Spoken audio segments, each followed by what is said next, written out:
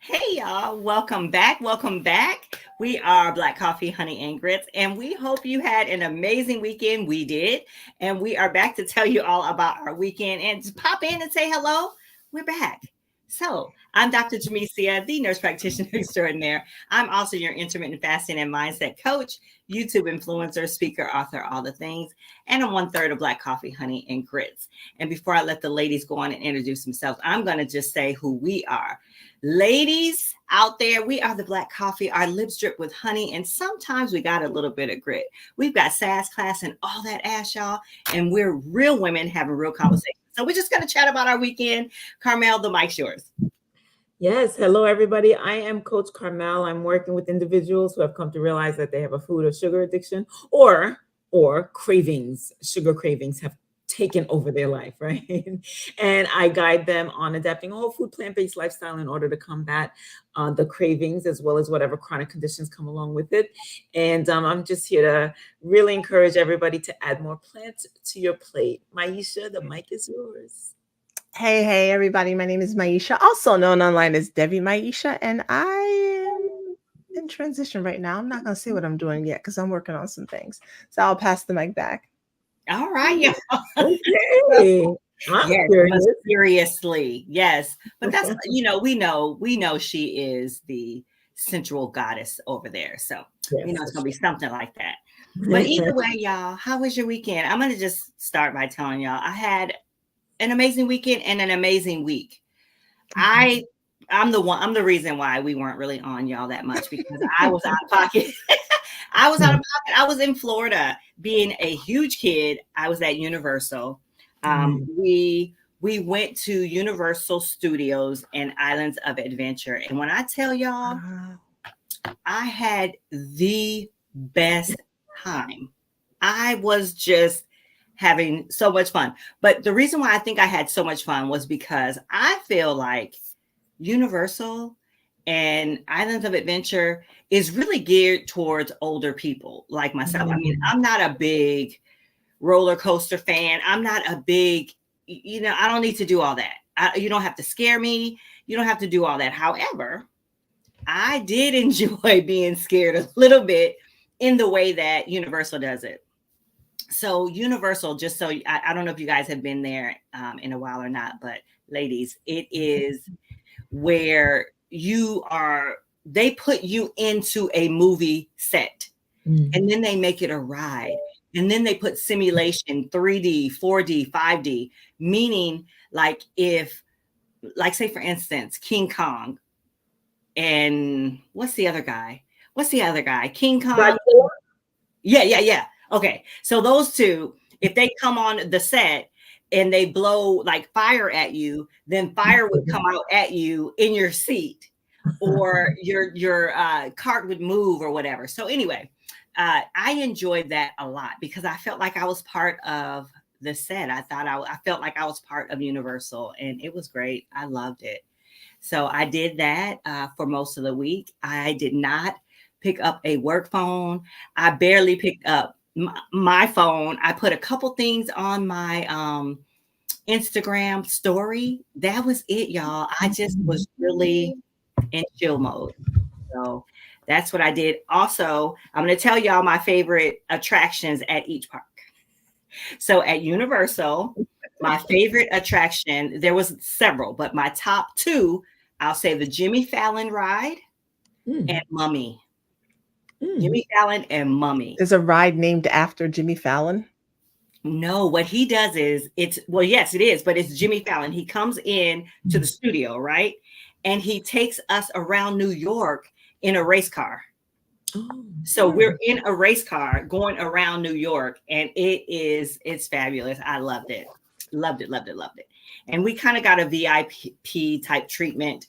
We were taken we were taken backstage and we were taken, I know you guys, I just really, it was so good. It was amazing. And then they had like a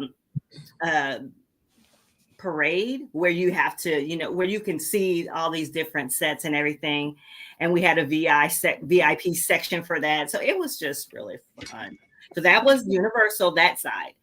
Islands of Adventure side my favorite was Harry Potter and oh God, I forgot Transformers was on the other side too. That was good. But Harry Potter and something else on that side. Oh my God, I can't think of what it was, but I had a great time.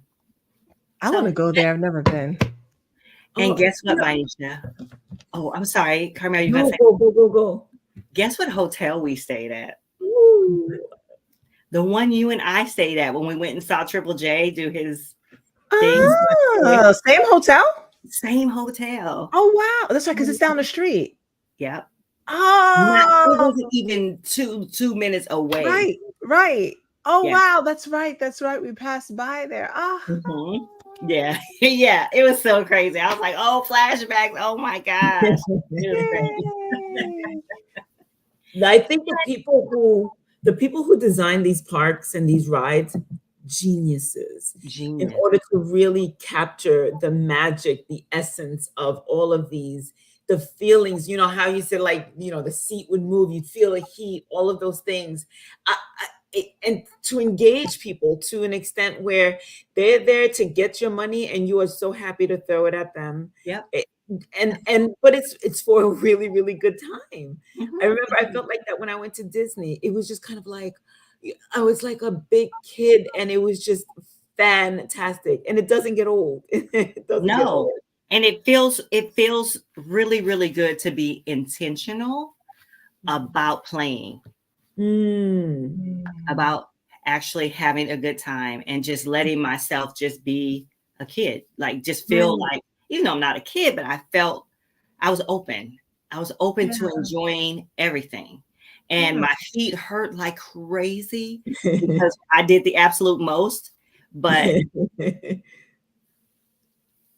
I think that as women of our caliber, meaning that we are just going after the bag, we are just serious about what we do, we are just about our life and what we're doing, it's important that we're intentional about playing.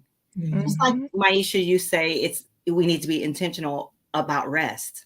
I feel like for me, in a big way, to be intentional about play and to just be okay saying, hey, my bills will be here when I get back. The patients will be here when I get back. My ladies will be here when I get back. I am going to just shut it down and have fun. Yes. Oh, I'm so excited. Oh, that sounds like so much fun. Yeah. And I ate at IHOP. Oh, I haven't eaten in so long. Since we ate with Maurice. Yes. Yeah. Did I go there after that? I feel like I might have gone there after that for International Pancake Day, like last year or something like that. I can't do pancakes too much, but they're so good. Yes. They're so good. Sorry, Carmel. You don't have to apologize to me. No, meaning because I know you're not eating as much and might be a little hungry. No, I'm fine. I'm fine. Okay, good. But yeah, that was, I don't know why IHOP was a highlight, but it was. Okay. I love that. I love that you can find it everywhere, but it was still magic. It was part of magic. So yeah, that was my weekend. 7 minutes in, so that was my weekend. I mean, you were really doing all the stuff. I mean, you know, going away and everything. I mean, I would love to be able to give y'all a bigger update, but now last week there was too much behind the scenes stuff that I'm not going to talk about here on the live stream, but that's what I was doing last week, and I'm good. But other than that, I don't have anything else to say. It was just a regular week for me. Well, I'll pick up the mic then, because so I'm in my final days of preparing for my bikini fitness competition. I made a decision last year. I'm like, 2024 is my year. It's my 50th year, and I want to cross the stage in my bikini, and just do it like a Leo would do it, right? And I was supposed to compete in August, and I kept putting it off. Finally, my coach is like, Carmel, pick a day. And she sent me like 3 or 4 competitions. November 2nd was the day that I chose. So these last 2 weeks have been like prep, and I've been okay up until like today. And don't get me wrong, like I was hungry last week. Everything's been restricted, carbs, fat, and protein, a lot less than what I'm used to. So one morning I woke up to exercise and my body's like, no, absolutely not. No. And so I had to stop and say, okay, let me eat and then work out, because I usually work out fasted, but there was not enough food in my system for my body to even be like, we're on board. So my body was not on board. But my water intake's been up, been peeing all day, and now, you know, it's just now my body's kind of like, why are we still doing this, right? Why are we still doing this? And so today I felt it. I felt the changes in my mood. Like I was like, let somebody come at me and they might get dead. Like no. and I felt overwhelmed with work, and everything was coming at me, and I was just like, I just want to crawl into my bed, under my sheets, and go to sleep. But I'm a big girl with a couple of businesses that I'm running, so I couldn't do that. And then come to find out that I missed an email from my coach with a bunch of new instructions, and I'm panicking. I'm like, I didn't do this and I didn't do that, and she's like, it's okay, this is what you're gonna do, etc. So, but so that's why Dr. Jamesia apologized about the IHOP comment. And yes, I am a little hungry, but I will survive. I'm drinking a lot of water, so at least that part kind of like is keeping me, you know, okay, and feeling decent. But I'm now, like, even before we jumped online, I'm preparing what I'm going to be eating tomorrow, because it's very specific. 20 grams of carbohydrates, 5 grams of fat, 30 grams of protein. Like, it's very specific. So I'm measuring and I'm looking stuff up and I'm making sure that I'm doing it right. It's a lot, but it was only these last 2 weeks. Up until now, it's been very normal. And I did this competition before where I felt super restricted, and I really was just eating, like, I wasn't vegan at the time. So I was really just eating broccoli and a protein, a meat protein, whether it was chicken or whether it was fish. And I was just kind of like doing that every day. This time I wanted to incorporate, I'm turning 50. I'm in perimenopause. I don't want to be silly. I am whole food, plant-based. So I was just like, I want to do this in a very realistic way. And I was able to do that the whole time. It's just these last 2 weeks, that's where it's getting a little bit kind of like, this is not sustainable. It is not sustainable. Yeah. And so I'm already planning on where I'm going after the competition. I already have some things planned that I'm going to throw in my face, but I also have to be very careful, because the first time I did that, that's when I slipped into a lot of my funky relationship with food. That's kind of when it happened, and that's not happening this time. I plan on really fueling myself in a very healthy way, and I went in last time not knowing that was even a thing, but now that I know that that's a thing, I'm prepared for it and for it not to happen again. So I'm feeling really good about the whole thing. I'm feeling a little also self-conscious about even, I'm like, do I have enough muscle? Am I too thin for competition? All of those things. And my coach is like, it's normal for you to think like that. You're fine. You're fine. You know what? Stage day is going to let me know. And the end of the day, I really just did it for me. And that nobody's coming to my competition except my coach and my sister. You know, first time I did it, I'm like, everybody come, and people came. Like, I had so many people come and root me on that, and root for me on that day. But this time I'm like, I just really want to do this for me. So I'm happy with the whole process. So that's what I've been doing all last week, and that's what I'm doing this week. Saturday was pretty cool. My sister had a pop-up shop that she went and to promote her book and sell her book, and that was pretty cool. It was in Brooklyn, and because it's so close to Halloween, she got dressed up. I was dressed up, and it was just real cool vibes. In Brooklyn, it's just super cool vibes. Everybody's doing their thing, ladies. It was really interesting because my sister had done, I think, two events prior to that. And you know, it was kind of like, okay, the vendors are there doing their thing. My sister spoke to the vendor on this side at one event and the vendor on that side at the other event. This event, we're mostly Black and brown women. The level of support was not to be matched. Like, these women were like, what you got going on? Oh my goodness, let's get together. Let's stay in touch. Let me get on you. Like, everybody was there to support. It was incredible. I was so proud of our Black and brown women and the dudes too. I was really proud of us. I was proud of us, number one, the entrepreneur spirit. And number two, the level of, sis, we got this. Let's do it together. Let's get this bag together. So that was the highlight of my weekend for sure. Oh my God, I love that. Oh, that's so good. And Brooklyn's good for that. You know, like just that the way folks come together out there. It is a vibe. It a whole vibe. It was so good. Yeah. That is awesome. I'm so excited for you. I'm so proud of you. I feel like when we do more of these types of things for ourselves, it just elevates us in a different way, you know. And you know, it's nothing wrong with inviting people to come and see you and celebrate you. But when it's just like, you know what, this is for me. Yeah. I'm doing something for me. I'm being a little selfish here, and I want this, and I want to do this for me. Those are huge times. It's intentional, and I like that. So thank you for that. Excited to see the photos. Yeah, I know I'm going to be a nervous wreck, but it's all good. Yeah, your body is already amazing to me, so I'm like, oh my God, I can't wait. You know, so and it's interesting because what I'm going through right now with regards to the restriction and the water,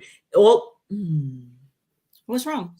Oh, okay. My computer blacked out. I was just like, oh, here we go. No, we saw you still. Okay, good. It's all to really enhance the muscles and really lean me out much more. And again, in a very unnatural way. When I say unnatural, it's not sustainable. But when my coach was explaining the process and why we're doing what we're doing, she says, because we know how to manipulate the biology of the body, like what the body goes through with food and water and salt and carbs. So we're manipulating it to enhance the best features of you. And then after that, we go back to normal. And so I was just like, wow, that's kind of brilliant. And I appreciate that. So you think I look good now? Hey, oh yeah. The process, like it's like it's like if the body is a bag for folks who are like, what? It's like if the body is a bag and you're literally sucking everything out, so the skin is right up against the muscle, and that there's like, that's all you got. There's nothing, there's no water, there's no fat, there's no nothing.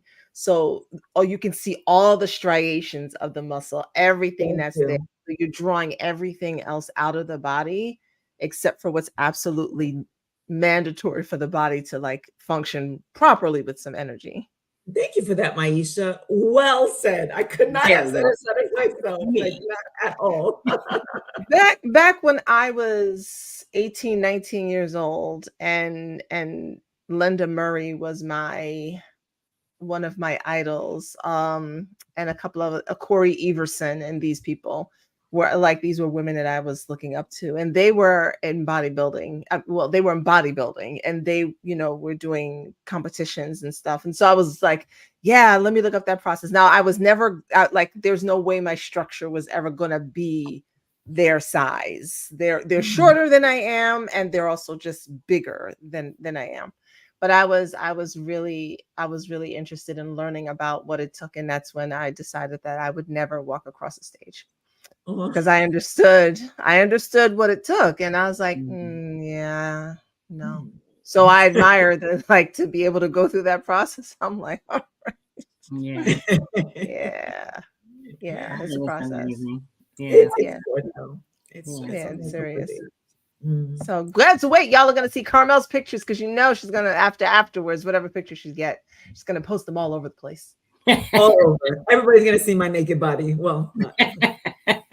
This is naked. Nakedness is gonna get in those bikinis. The big, just the nipple and the triangle. Everything is wax. Pretty much, and it's all good. So I just want to see the shoes. Oh, the shoes. Oh my God. I'm like waiting for my shoes to come in the mail. Oh, still? The day I emailed them, they were like, we don't know what's going on with the postage. So now I'm scrambling to see where I can get shoes. Oh, thank you, sis. Oh, wow. Yeah, so I'm not quite sure what's going to happen with the shoes. So how have you been practicing? Y'all have not seen the shoes that are worn? It's like stripper shoes in a way, right? But so how are you practicing? So I'm practicing in the shoes that I wore when I first did the competition almost 10 years ago, but they were super like platform. Yeah. And my coach was like, yeah, we don't wear those anymore. I'm like, So yeah, I'm not. What do you mean practicing? You wear those every day. It's not the same shoe, ma'am. Girl, she can walk in those shoes like, I mean. Oh, Raiders Silver fan said, I'm proud of you ladies for keep evolving and growing. That's the plan. Yeah. That is the plan. Yes. We're never going to stop. We are students forever, and we're teachers too. So that is the plan. Thank you for acknowledging that. Yes. But there's specific stage shoes, like Maisha was saying, but they're smaller now. And I'm like, oh okay. Yeah. Oh, well, that's good, actually. Yeah. They're smaller because my platform is like this big, and they're like half the size now. That's what people are wearing. Okay. That's yeah. I really love seeing you in heels. Oh, thank you. I love being in heels. You can tell. Like, yeah, you can tell. Yes, ma'am. So so it's good times. I'm enjoying the process. So that was our weekend, and that was our week. That was our week. Yes, our week along with our weekend. So that was our week. I spent time playing. Carmel spent time conditioning and getting ready, and Maisha spent time planning and building for her business. So a couple of kisses somewhere in there, a couple of places, a funeral that I went to, but otherwise, I was doing the stuff I normally do. You said a couple kisses in a funeral. I did. Said that. Thank you for pulling that out. Were they good? That's how my life rolls. That's how my life rolls. Were they good? All right. Well, if they were bad, we would probably hear the story. Huh? If they were bad kisses, we would probably hear the story. Right. Yes, they were not. They were not bad at all. They were not. They were not bad kisses at all. At all. Listen, gentlemen, sometimes a good kiss is all we need. Yeah. That's all the time. Yes. But other than that, yes, planning and plotting and scheming and things. I feel like something else happened, but nothing that I can remember. Just did a funeral. So sorry for your loss. Yeah. Oh, thank you. Yeah. Sorry for his kids mostly, but thank you. It's funny. So it was my uncle who passed away. Y'all are like, what funeral? Was my uncle who passed away? But I got up to speak, and I was talking about, because he took me to my first concert, me and my sister, and it was New Edition. And looking back, like at the time, I was like, oh my gosh, like my uncle got his tickets to New Edition, and he got me a poster and a t-shirt. I was in love, still in love. That's a song they have, by the way, but still in love with New Edition. Ralph is still my husband. And when I got older, as my sister and I were talking about, I was 12, she was 9. And I was saying this at the funeral. I was like, we had tickets. I said, I don't know if he bought them or not, but I know that we went to see New Edition. And I don't know where our original seats were, but I know that we ended up going a little further down after sitting somewhere else that we were sitting before. So I don't know if he knew the guy who was walking down the street who had the posters and the t-shirts, but he put his arm around him and he was talking to him and chatting it up. The next thing I know, I had a poster and a t-shirt. So, that was my uncle. He was creative in how he acquired materials, and in somebody else from because my both of my parents grew up in the same public housing here in New York City. And one of the guys was like, "Yeah, we don't purchase tickets." Like, he was like, "We don't buy concert tickets." It's like, "Oh, okay." I don't need to know how you get them. I just know I saw a new edition of the All for Love concert, and I was very excited. So that was my story. And then my other cousin told a story about how he told her there was no Santa Claus and no Tooth Fairy. So that was my uncle. I fought with him, like fun fighting. He taught me how to box, taught me how to spar. He taught me how to fight. He was only 13 years older than me, and I sprained my ankle in the process of us grappling on the floor. So, it's the stories like that I remember when I was younger. And I ate like him, is what everyone said, because he ate a lot of food and I ate a lot. I don't know how I ended up this size as a child, but I ate it. It's like I was in competition with a grown man, and they would say that's Anthony's niece, is what they would call me, because of the way I inhaled food, the way my uncle did. So yeah, it was good. And it was good to meet his children. One of them I knew, the other two I didn't know. They're my first cousins, but they're my children's age. So you know what I'm saying? So it's like, yes, we're all first cousins, but it's, they're literally the same ages of my children. So Raiders Steeler fan, kisses on the forehead can be a beautiful thing. Good sir. Yes. Are you single? Kisses on the forehead. Oh my goodness. They hit different. They do, don't they? Yeah. Man, listen. All right, I'll put that back where I found that. Okay. But Maisha, I love the stories that you just shared. It's stories like that, and they're from so long ago. They're very impactful. They kind of change you and shape you and bring a smile to your face. And I love that part. It's like, we don't buy tickets, but you know that you saw these people on stage. And I don't know how we got the t-shirts and the poster, but we got and it's him going out of his way to show you and your sister a good time. That's special memories. So I'm sorry for your loss, but those memories are everything. Mm-hmm. They are. I didn't know he put out a CD in 2011. So my brother has it. He's gonna share it with me. And that's fun. Yeah. My mom's whole family sings. My uncle and my mother sang at the Cotton Club in New York and in Harlem. Yeah, they were, everybody sang in a choir. My mother knew Freddie Jackson. They knew Keith Sweat. Okay. Right. This was back in the day when everybody knew everybody.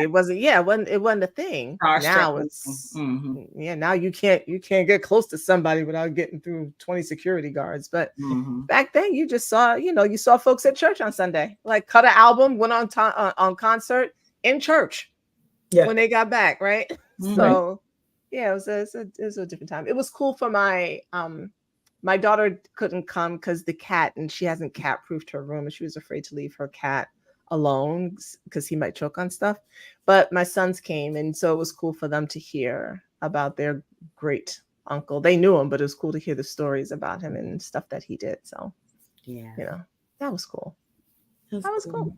That's nice. Yeah. But that's it. Kisses in a funeral. That's what I did. Okay. Oh, we're gonna name this Kisses in a Funeral. That sounds like a book or a movie or something. It's kind of the story of my life, man. Yeah. There you go. Yeah. Well, all right, y'all. I think this is a good point to wrap it up and say thank you all for stopping by and spending some time with us here at Black Coffee, Honey, and Grits. And we will see you on Wednesday. Take care, guys. Bye. Okay.